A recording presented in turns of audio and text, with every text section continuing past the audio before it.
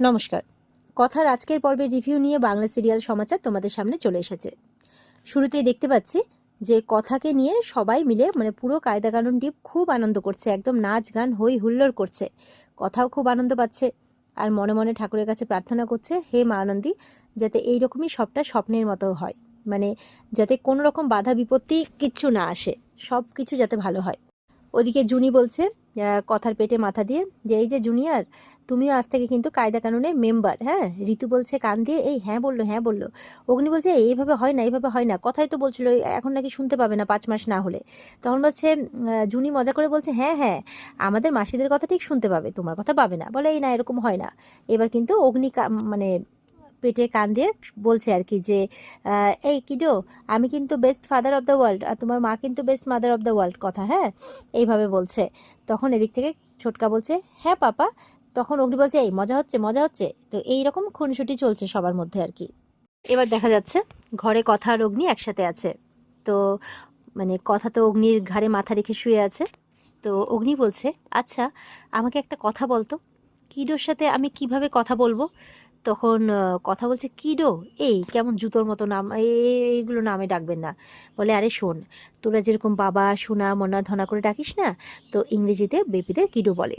তো সেটা বড় কথা নয়, বড় কথা হচ্ছে যে আমি ওর সাথে কিভাবে কথা বলবো। এই যে দেখ জুনি ঋতুরা কথা বলছে, দেখা গেল যে জুনি ঋতুদের গলা চিনতে পারলো আর আমার কথা চিনতেই পারলো না, আমার গলার আওয়াজে চিনতে পারলো না। কথা তো খুব হাসছে। বলে না রে, হাসির কারণ না, সত্যি সত্যি বলছি।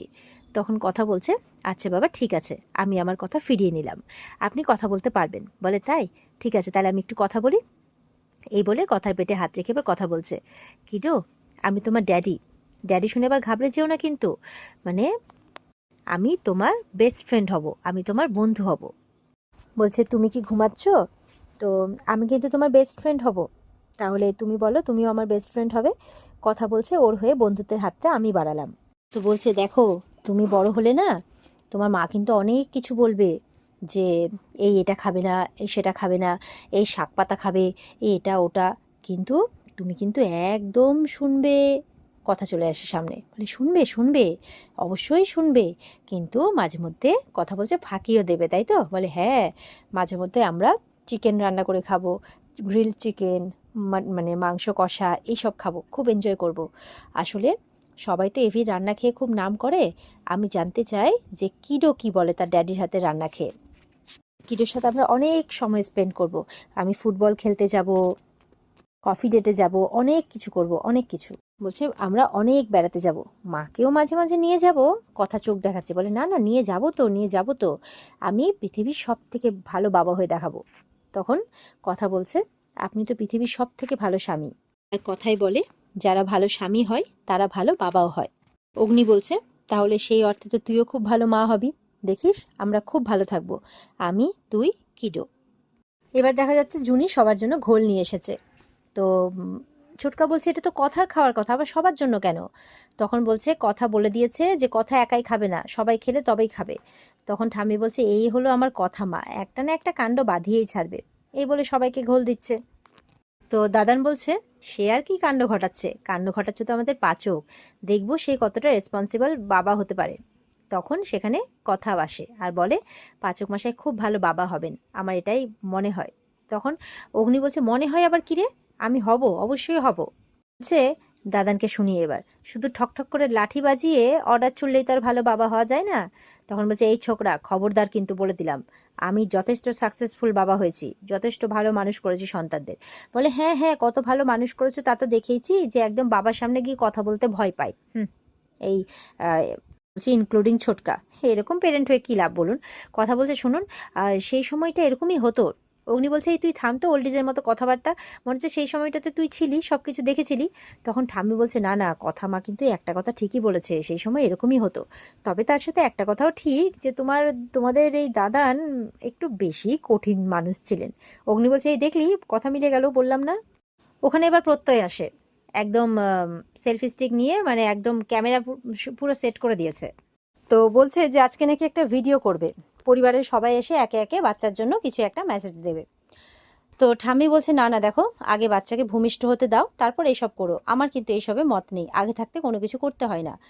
তখন অগ্নি তো মানবে না, বলছে এই সব কিছু এখন আর চলে না, এখন কেউ মানে না। কথা বলছে হ্যাঁ ঠাম্মি কিন্তু ঠিকই বলেছে, বলে এই চুপ তো, কেউ কিন্তু শুনতে রাজি না। তখন দাদান বলছে এই ছাড়ো না, করছে করতে দাও না, এই বাচ্চা কাচ্চা ওরাং ওটাঙের দল একটু মজাই নাই করবে। তখন ঠাম্মি বলছে এই তোমার কি হলো গো? ও বন্ধু বান্ধবের ফোনে দেখো দাদু নাতি সবাই মিলে ভিডিও করছে, ওটা দেখে তোমার ভারী লোভ হয়েছে তাই তো, তুমিও এখন ওদের দলে গিয়ে ভিড়েছো। তখন অগ্নি বলছে এই দেখো শখ আছে কিন্তু মুখে বলবে না। তখন প্রত্যয় ছোটকা বলছে এই শোন কি রে, আমাদের দলে আসলেও দোষ না আসলেও দোষ, এইরকম ভাবে সবসময় বলবি না তো, বাবা তো গায়ে লেগেছে কথাটা তাই বলছে। এদিকে চিত্রা কিন্তু এই সব কিছু ভাল লাগছে না, বলছে এতদিন অগ্নি সব কিছু পেয়েছে, এবার কথার সন্তান আসলে ওই সব কিছু পাবে, আমি এই ব্যাপারটা কিছুতেই হতে দেবো না তাই বলছে। প্রথমে পালা দাদানের। দাদান বলছে এবার যে শোনো, তুমি পুতিন হও বা পুতিনি যেই হও না কেন, তো তোমাকে কিন্তু মানুষের মতো মানুষ হতে হবে। কথাগুলো শুনে একটু ইমোশনাল হয়ে পড়ছে। বলছে একদম কিন্তু কায়দা কানুনের দলে ভিড়বে না, আর তোমাকে গুয়ো ফার্মার দায়িত্ব সামলাতে হবে। ঠাম্মি বলছে এই দেখো দেখিনি, এই দেখো দেখিনি, এই শুরুতেই তুমি একদম ফ্যাক্টরির দায়িত্ব দিয়ে বসছো, এখন যদি পুতিন আসে তখন? বলে ওর জন্য সব ছাড়। তখন পিয়ারা বলছে ও পুতিনের জন্য সব ছাড় না। তখন বলছে একদিকে ভালোই হয়েছে, আমাদেরকে তো জানলা টপকে কাজে যেতে হতো, ওকে আর সেটা করতে হবে না, এভাবে বলছে আর হাসছে। এবার ঠাম্মি বলছে দাদু ভাই দিদি ভাই যেই আসো না কেন, আমরা সবাই তোমার জন্য অধীর আগ্রহে অপেক্ষা করে আছি, তুমি সুস্থ সবলভাবে আসো, আমরা এটাই চাই। এবার মাসিদের পালা। জুনি বলছে শোনো, তুমি ছেলে হবে না মেয়ে হবে আমরা জানি না, তবে তুমি তাড়াতাড়ি চলে এসো। ঋতু এসে বলছে হ্যাঁ আমরা কিন্তু খুব অপেক্ষা করে আছি, তাড়াতাড়ি এসো।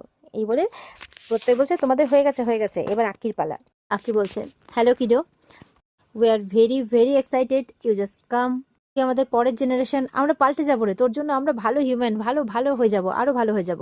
আর তোর পড়াশোনার দায়িত্ব আমার, ফিজিক্স কেমিস্ট্রি ম্যাথ কোনোদিনও এই ব্যাপারগুলো নিয়ে একদম ঘাবড়াবি না, আমার কাছে চলে আসবি, আমি একদম বুঝিয়ে দেবো ভালো করে। তুই যদি ফ্যাশনেটেড হোস না কেমিস্ট্রি নিয়ে, তাহলে আই জাস্ট টেল ইউ, মানে আমি বলে দিচ্ছি কেমিস্ট্রি মানে।